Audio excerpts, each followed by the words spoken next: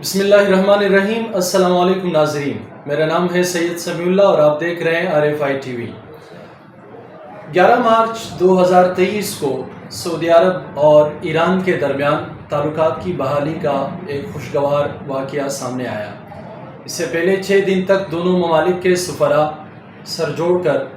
China کے شہر Beijing میں بیٹھے رہے اور چائنا کی ثالثی میں انہوں نے اس بات پر اتفاق کیا کہ دونوں ممالک کے درمیان جو تعلقات ہے اس کی بحالی نہ صرف ان ممالک کے مستقبل اور بلکہ اس پورے خطے کے مستقبل کے لیے بہتر رہے گا۔ اس حوالے سے ہمارے ساتھ گفتگو کرنے کے لیے تشریف فرما ہیں رابطہ فورم انٹرنیشنل کے چیئرمین جناب نصرت مرزا صاحب۔ نصرت مرزا صاحب سے پوچھتے ہیں کہ یہ جو تعلقات کی بحالی ہے، یقیناً اس سے دونوں ملکوں کے درمیان تجارت، معیشت، سائنس، ٹیکنالوجی، کلچرل ڈیولپمنٹ بہت کچھ ہونے جا رہا ہے، لیکن ساتھ ساتھ ان کی تعلقات کے بحالی کو آپ کس طرح مستقبل میں دیکھتے ہیں اور اس کے جو اثرات ہیں خطے پر بالعموم اور پاکستان پر بالخصوص اس کے کیا اثرات مرتب ہوں گے سر؟ جی، بسم اللہ الرحمن الرحیم۔ بسم اللہ صاحب، آپ کا شکریہ۔ یہ ایک بہت اہم موضوع ہے، یہ اگرچہ بہت ہی طویل گفتگو کا تقاضا کرتا ہے، تو میں صرف نکات پر گفتگو کروں گا۔ وہ یہ ہے کہ پہلی بات تو یہ ہے کہ دکھ کی بات یہ ہے کہ یہ ہمارا رول تھا کہ ہم ایران اور سعودی عرب کے تعلقات کو ہم بیلنس رکھتے تھے اور کوشش یہ کرتے تھے کہ یہ جو لڑائی ان کے جھگڑے درمیان میں ہے ان کو ہم صلح کرا دیا کرتے تھے۔ یہ پوزیشن ہماری جب سے جو موجودہ حکومت آئی ہے یا عمران خان کی جو حکومت آئی ہے، یہ پوزیشن، اور جب سے ہماری مالی حالت خراب ہوئی ہے، جب ہم بقول اس کے بیگر ساتھ ناٹ چوز ہے جو موجودہ وزیر اعظم کا جملہ ہے، اس کے بعد سے ہمارے پاس سے یہ جو ہماری جو یہ تھا ایک ہمارا جو ایک اختیار بھی تھا اور ایک ہمارا جو ایک اثر رسوخ تھا وہ ہمارا جاتا رہا۔ اب اس میں کیونکہ دوسری بات جو نقطہ میں کہنا چاہتا ہوں وہ یہ کہنا چاہتا ہوں کہ چین جو ہے ابھی تک جیو اکنامک پاور تھا، اس معاہدے کے بعد وہ جیو پولیٹیکل پاور بن گیا ہے۔ اس کا مطلب یہ ہوا کہ وہ دو ملکوں کے درمیان میں جو تعلقات خراب تھے ان کو بہتر بنا رہا ہے۔ اب جو سعودی عرب کا پرابلم یہ تھا کہ ایران جو تھا وہ حوثیوں کی مدد کر رہا تھا، تھرو عمان کے وہاں ذریعے سے جاتے تھے یا پھر سمندری راستے جاتے تھے اور وہ ان کی مدد کر رہا تھا۔ تو اب جو ہے سعودی جو ہیں وہ یہ نہیں چاہتے کہ یہ رک جائے، کیونکہ معاملہ ایک تو یہ ہے کہ یمن کے لوگ جو ہیں وہ بہت زیادہ غریب لوگ ہیں، اور اس کے علاوہ ان کا یہ پرابلم یہ بھی ہے کہ سی پیک کے لیے بھی خطرہ ہے، اور یا کہ جب یہ جاتا ہے یہاں سے ایران سے اور پھر بعد میں عدن سے ہو کے گزرتا ہے تو ایک پرابلم ہوتا ہے، خطرہ یہ ہوتا ہے کہ کسی وقت بھی ان کا جو سی پیک کا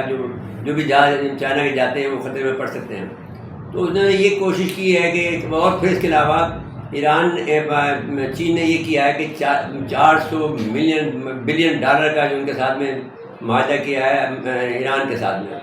اس کے علاوہ وہ چابہار کی بندرگاہ کو استعمال کرتے ہوئے بہت سی چیزیں اپنے وہاں سے منگوا رہا ہے، اور ساتھ ساتھ میں جو بیلٹ ہے اس کی جو چائنا سے ملتی ہے، جو چھوٹی سی بیلٹ جو ہے اس کے ذریعے سے وہ اب چارج کی تجارت کر رہا ہے، کیونکہ پاکستان کے جو حالات ہیں وہ اس قابل نہیں ہیں کہ وہ اس سے وہ تجارت کو فروغ دے سکے، کیونکہ ایک تو موسمی حالات خراب ہیں، دوسرے یہ ہے کہ یہاں کے جو پولیٹیکل حالات ہیں وہ بھی خراب ہیں۔ تو وہ اب صورتحال یوں ہے کہ اس کا مفاد یہ ہے کہ وہ جیو پولیٹک بن جائے، اور اس کے حوالے سے انہوں نے ایران کے ساتھ میں بھی دوستی کر لی ہے، اور سعودیوں کو بھی راضی کیا ہے کہ وہ بجائے ڈالر کے جو پیٹرول ڈالر کا جو معاملہ ہے اس کی بجائے آپ توان میں یا سعودی ریال میں تجارت کریں۔ انہوں نے یہ کہا ہے کہ جو چینی کرنسی ہے اس کے اندر تیل وہ فراہم کریں گے یعنی چائنیز کو، اور ان کے لیے آسان ہوگا کہ وہ بجائے پاکستان کی جو بندرگاہ کو استعمال کیے ہوئے بغیر وہ دوسرے تاجکستان کے راستے سے یا کسی اور راستے سے یا افغانستان کے راستے سے، افغانستان سے ان کے بہت اچھے تعلقات ہو گئے ہیں چینیوں کے،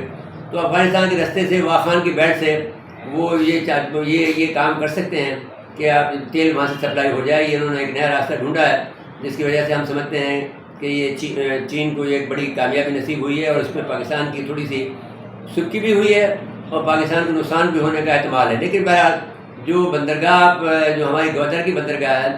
وہ اس لحاظ سے کوئی 110 کے قریب جو ہے وہ جہازوں کو ایک جگہ اپنے یہاں پر لینڈ کرا سکتی ہے، بندرگاہ پر لنگر انداز ہو سکتے ہیں۔ تو ہم یہ سمجھتے ہیں کہ یہ چین کا جو ایک طریقہ شروع ہوا ہے اس میں انہوں نے جب 2010 میں یہ بات کہی تھی کہ ہم پاکستان کے ساتھ میں مل کر دنیا کا نیا نظام وضع کریں گے، اس کی طرف وہ بڑھ رہے ہیں. دیکھیں آپ پاکستان کو کس حالت میں رہنا چاہتے ہیں، پاکستان پہ امریکہ کا دباؤ بہت ہے. تو میں سمجھتا ہوں آج کے لیے اتنا کافی ہے. آپ جو بات کرنا چاہتے ہیں کر لیجیے. Thank you sir. جی بالکل ناظرین، یہ اتحاد یا یہ دوستی جو سعودی اور ایران کے درمیان ہونے جا رہی ہے، اس کے یقیناً اس خطے پر بہت زیادہ اثرات مرتب ہونے جا رہے ہیں. جس طرح سر نے اشارہ فرمایا کہ چین جیو اکنامکس سے لے کر اب جیو پولیٹکس کی طرف گامزن ہے. اس سے نہ صرف امریکہ اس خطے سے نکلتا ہوا نظر آ رہا ہے، بلکہ سعودی عرب کی جو فورن پالیسی ہے اس میں بھی ایک بڑا شفٹ نظر آ رہا ہے. اور وہ بڑا شفٹ ترکی سے تعلقات کی بحالی، $5 ارب کی امداد، اور اب ایران سے تعلقات کی بحالی، اور پھر تجارت، معیشت، ایگریکلچر، سائنس میں ایک دوسرے کو تعاون فراہم کرنا، یہ سب شامل ہیں. پاکستان کے لیے چیلنج بھی ہے اور شاید ایک اپورچونیٹی بھی ہے. ہم دعا گو ہیں کہ اللہ تعالیٰ اس کو ایک اپورچونیٹی میں بدل دیں. ہمارے ساتھ رہیے. سر دست اتنا ہی. اللہ نگہبان.